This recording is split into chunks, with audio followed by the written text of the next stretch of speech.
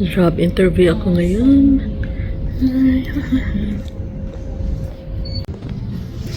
Andito ako ngayon sa hospital at tapos ko lang mag-interview. So, in as much as I don't like to work sa hospital, but I think, ewan ko kung saan ako i-lead ng Panginoon. So, next week, Wednesday, ay mag-shadow ako sa mga departments dito. And hopefully, I will get accepted. Hindi ko pa alam kung ano pang dapat kailangan, but bahala na si Lord. So, hey, say hi to everyone. Say hi to everyone. Ito talagang pusang ito. This is Dusty. Ito yung sinasabi ko sa inyo na palaging nakadikit. I don't know kung anong problema niya sa kanyang buhay na pusa. Pusa na buhay. Tama ba yun? Yan. Hey, look. Look. But anyway, dude, I need to talk. Hirap mga pusa dito. Kahit pusa ini-Englishan mo. But anyway, joke. So, what I was talking about in my previous clip, nag-interview ako sa hospital. Alam niyo guys, wala talaga akong ganang mag-work sa hospital again because I had a very bad experience in the past. So, tapos nag-apply ako ulit at hindi ako natanggap. So, parang na-discourage ako ba knowing that I really had a great performance with my previous job at this hospital that I was working, years back. But anyway, nung Pasko, guys, di ba palagi ko sinasagi, pasensya na sabaw ng aking pusa kasi, yan, can you turn around? Can you turn around? Yan, oh. Kasi, medyo malaki sa kanya, kaya kailangan talian. But anyway, so what happened was, nung ay binisayaan ko na lang, ay tagalugin ko na lang, baka marinig, or baka makakita yung mga, yung mga parents ng asawa ko nito. Joke. But nung Pasko, doon kami sa kanila, tapos, so, dude, so nung pumunta kami doon, sa kanila nung Pasko, sinabi pa naman ng asawa ko na, sinabi pa naman sa kanila ng asawa ko na, alam nyo na tanggap si Marilyn sa work as cashier doon sa department store, blah, blah, blah, blah, blah. Guys, alam nyo naman itong mga pamilya ng aking asawa ay mga achievers ba? Academically inclined sila talaga. Tapos, yung mga professionals, yung mga kalahi nila. Tapos, yung, basta, mga achievers, di ba palagi kong naghinambog ba sa asawa ko na magna cum laude siya, tapos yung mga parents niya kahit na mga 80 anyos na mga educated sila. So, yung kapatid ni Cory I'm doing some videotaping here. Where did these go? Oh, you can just put it in. Yes, thank you. Pasensya na. But anyway, yung kapatid ni Cory ay may utak din ba? Tapos ang laki-laki ng salary kasi nag-work siya sa gobyerno ba? VP siya ng top basta sa gobyerno. So palagi siyang nag-abroad. 4 times a year siyang nag-abroad guys. Magpuntang Paris, ngayon bago lang silang family galing India, tapos galing last month siya at yung asawa niya pumunta sila sa New Zealand.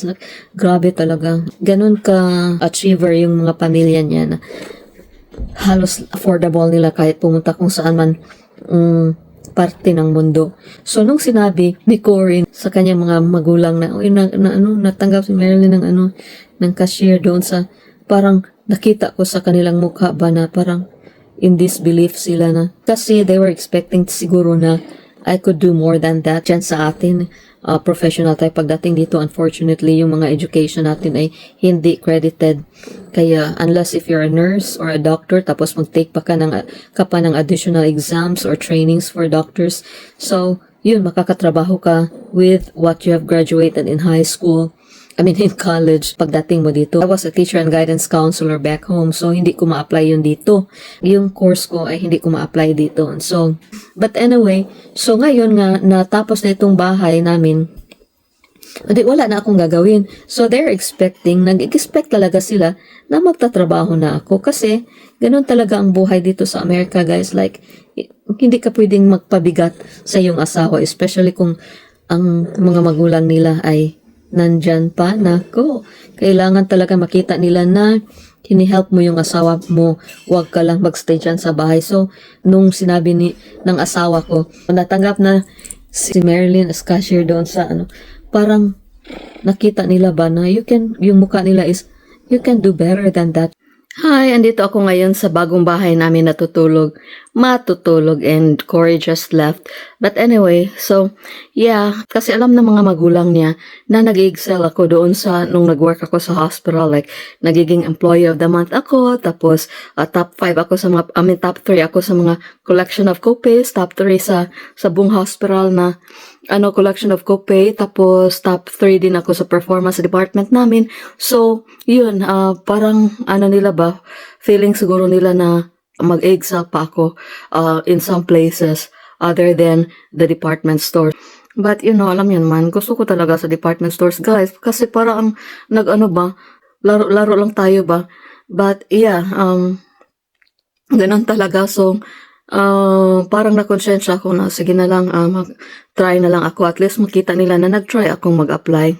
And syempre, of course, yung mga pabanjing-banjing lang na work, parang dinidiscourage nila yun. Kasi alam niyo mga taong ito ay very workaholic. Alam niyo naman yung ama niya, guys, 80 anyos na bago lang nag-retire. Believe it or not, 80 anyos siya nag-retire. So yun, kailangan na may seryoso akong trabaho, na may seryoso din na salary. So, I can't blame them. Kasi ganun yung orientation nila Ganun talaga sila, workaholic. Like, trabaho, trabaho, trabaho. Huwag magtinamad dito sa Amerika. So, yun. Tapos na yung masasayang buhay ko. Ayoko talagang mag-apply sa hospital, guys. But, hey, you have something on your ears. Jeez. What in the world is this? Okay, wanna go out? Huh? So, yun. Okay, go. Go. What happened was, nag-apply ako tapos sabi nila pasasyadohin daw ako doon sa hospital. Tapos, ang problema is, hindi ko pa alam kung matanggap ako or hindi. So, let's wait and see. Kasi this coming Wednesday daw, yung pag-shadow ko doon sa kanila. So, what, in a way, I'm thankful. If hindi ako matanggap ng trabaho, di mas gusto kong mag-cashier talaga. Natanggap na ako doon sa kabila. Tapos, pina-background check na nila ako. So, yeah, parang dude, parang ba? Oh, are you going to sneeze on me? Itong pusang ito. So, hindi ko na pinalitan yan na sinira nila kasi mag-transfer naman kami sa kabilang bahay soon. But anyway, pag hindi ako matanggap dyan sa hospital, I would still be happy. Kasi gusto ko talagang guys, cashiering, guys, other than what I've been working before. Yung cashiering ang pinaka-love ko talaga. Kasi para kang naglalaro lang ba?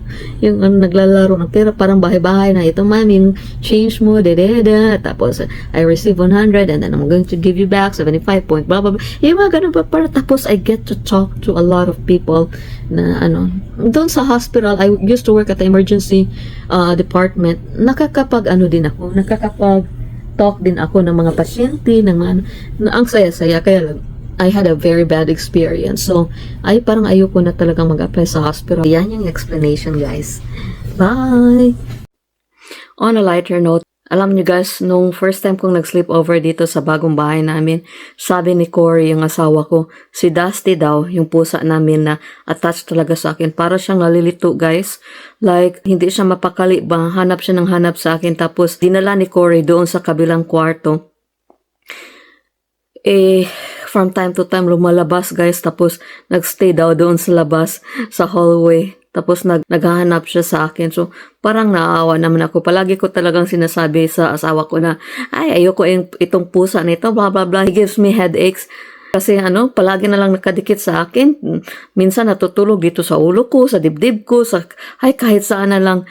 But anyway, yung mga pusa namin, very clingy sa akin. Pero siya lang talaga yung lalabas, iinom ng tubig, tapos takbo balik sa akin. Yung ganun ba? So, tonight, I don't know, makukonfuse na naman yun. Doon na naman yun sa instead na sa bed na siya matutulog, doon naman siya sa hallway siguro mag-aantay sa akin. That cat is so sweet.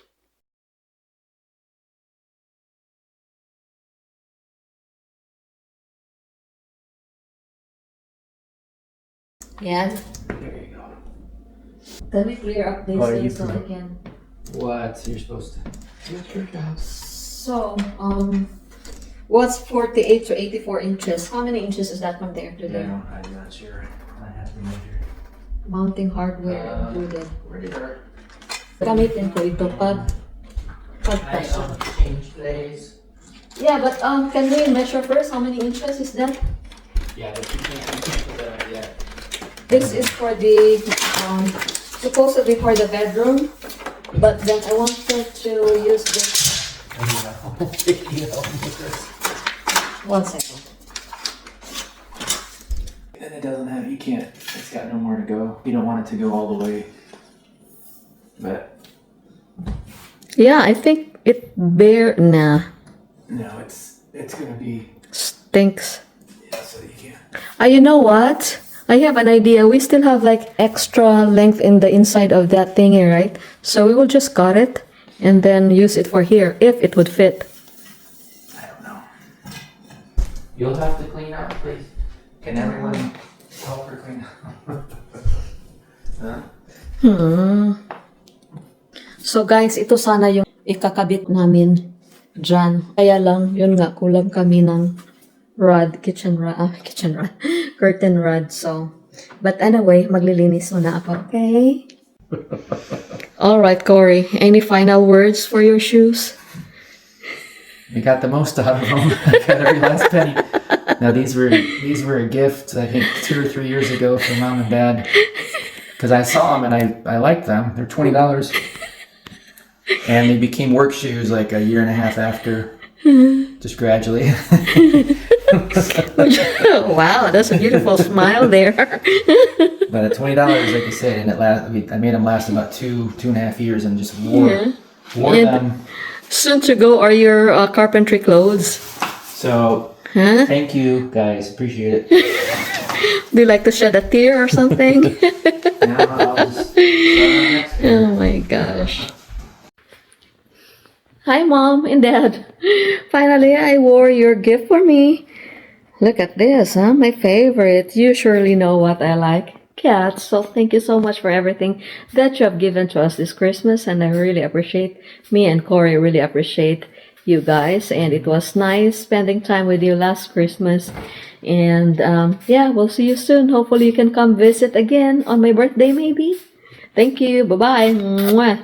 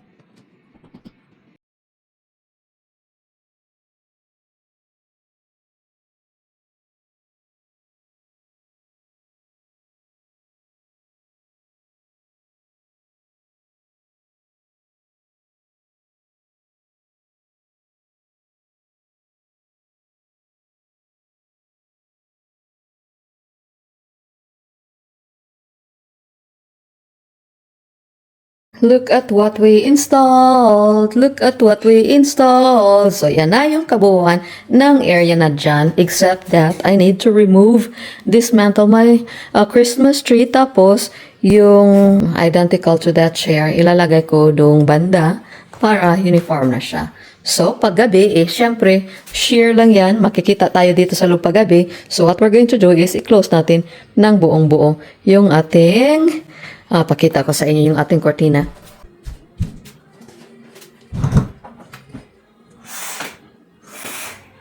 Yan, black out na. Tapos in the morning, when I wake up, open lang natin ito. Yan. Open lang natin yan.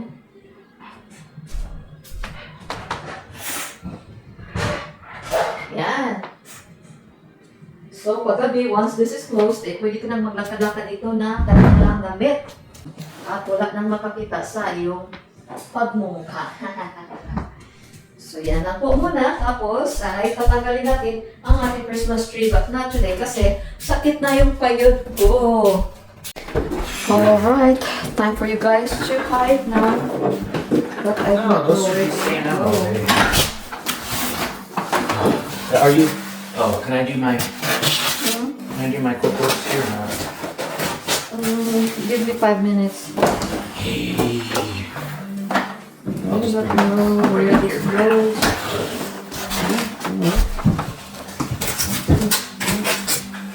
Looks like it. Hmm? Looks like that's it.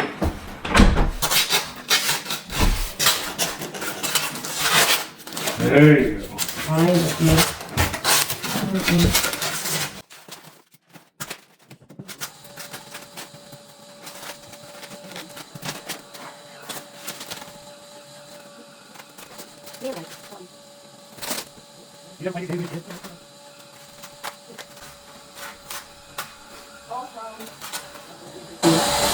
you. That one over there?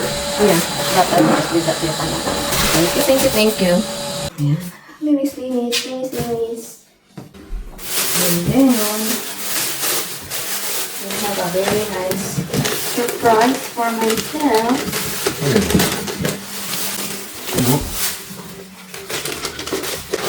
The box board. Right here. No, that's not it. Good try though. Good try. You probably use the box if you want. You need, You got any extra boxes?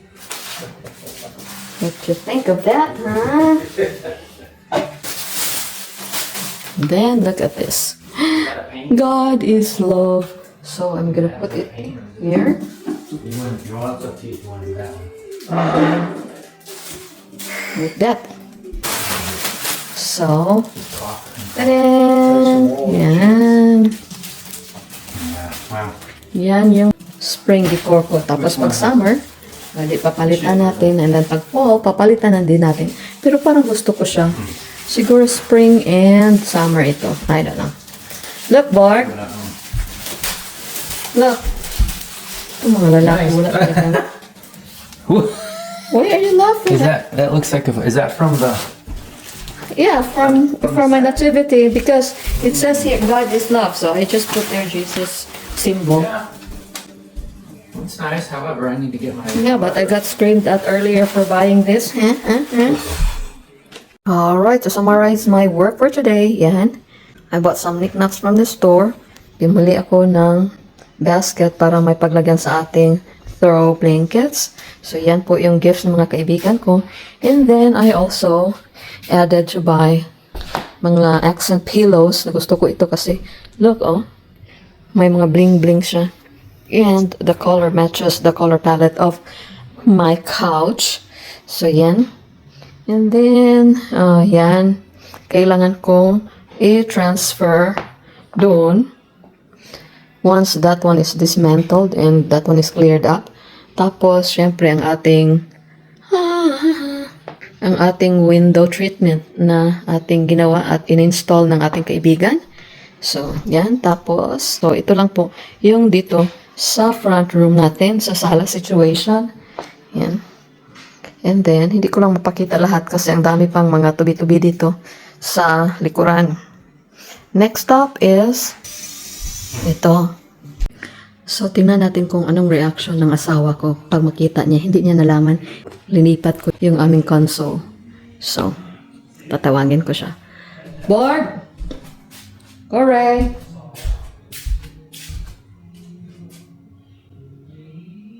Correct? Correct! Huh? Can you please take off that one because I'm going to fix it? Which one? Which one? The rod, curtain rod. Oh boy, here we go. My back hurts. You haven't noticed anything yet? Have I noticed anything? What do you mean? You're funny. Oh, that. Okay, well that's better. But now you got. Only problem is now, if you want to change the configuration, you got to move all the. That's fine. That's You good. always try to. That's good. So this is better compared to the other one? I think so. I mean, it's Huh? yeah, that'll work. She put this here Because instead of here. That's where it goes. he wants to display your railing. Well, she said we don't want this in front of the. I mean, we can move it back if we have like Yeah. visitors. We can move the couch back Maybe in more here, room. so you have more room here. But I said we don't want to keep the couch there because it'll hide the railing. And that railing actually, that looks really. It's a nice look. Yeah. So now, then I said, and she had this sitting up against this last night, and I said, you're hiding the railing again. And she, all right, that'll work now. That looks beautiful. Oh, look at this. We got all kinds of room now here. Now you put more stuff in there. What? Nothing. Now there's room here. This goes here.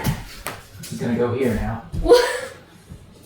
What is it? What is this? Oh, that's a The thorough. man. The cats are gonna Oh, my back hurts. rest because I got like hours of work left. Yan, transfer ko yan galing dito. Tadang! Tapos ayaw ni Cory na matabunan yung new railings niya. So, transfer ko dito. And so far, nagustuhan naman niya.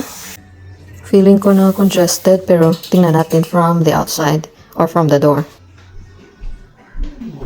Yan, pagpasok mo galing sa door. Tadang! So, okay pa naman ang walk-in situation natin dito. May enough pa na, what do you call this one, space para makapaglakad tayo. So, yan. And as useless, wala pa talagang limpyo or clean up yung aming floor kasi hindi pa namin na-dismantle yung aming mop. And then, last but not the least, itong lugar na ito. So, wala na yung ating Christmas nativity. So, yung symbol na lang ni Jesus when he was born ang naiwan dyan kasi I did it on purpose because God is love. Ito yung Valentine's and springtime decor ko. So, sabi nila, God is love. Ano ba si God? So, yan. God is love. Pinadala niya yung kanyang kaisa-isang anak para mag-save sa mga tao from their sins. So, yan. Yan lang po ang accomplishment ko for today. Thank you for watching. So, going to go home if we don't arrive on time.